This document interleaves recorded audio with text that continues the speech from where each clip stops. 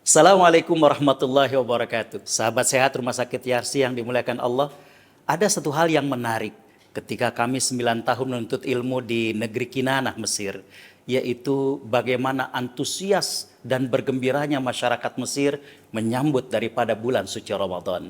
Diawali dengan mereka memasang lampu-lampu di depan rumah mereka. Dan yang menariknya lagi adalah kaum ibu di Mesir, di mana mereka diberikan uang bulanan oleh suami mereka, dan sisa belanja itu ditabung oleh mereka. Hari demi hari, minggu berganti minggu, dan tibalah bulan Sya'ban, maka mereka akan membuka tabungan tersebut, lantas mereka akan infakkan ke masjid untuk program yang bernama Maidatur Rahman atau hidangan Allah Subhanahu wa taala.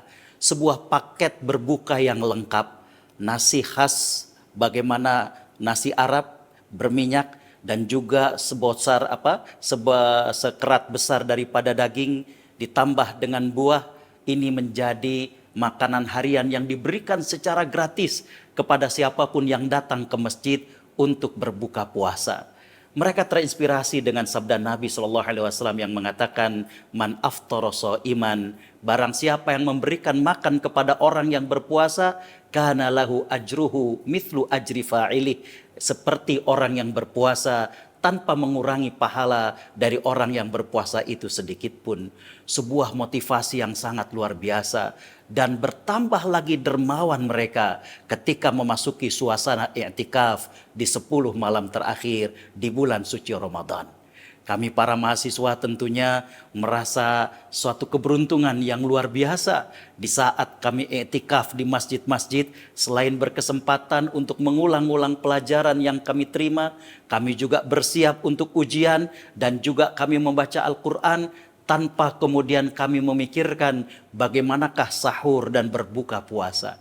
Di malam-malam ganjil, wabil khusus di malam ke-27 yang sering diyakini oleh masyarakat di Timur Tengah sebagai Lailatul Qadar, mereka bukan saja makanan biasa, tapi para dermawan-dermawan memberikan manis-manisan, kue-muih dan lain sebagainya. Begitu meriahnya di malam-malam tersebut, mereka memberikan infak mereka yang terbaik kepada Allah Subhanahu wa taala.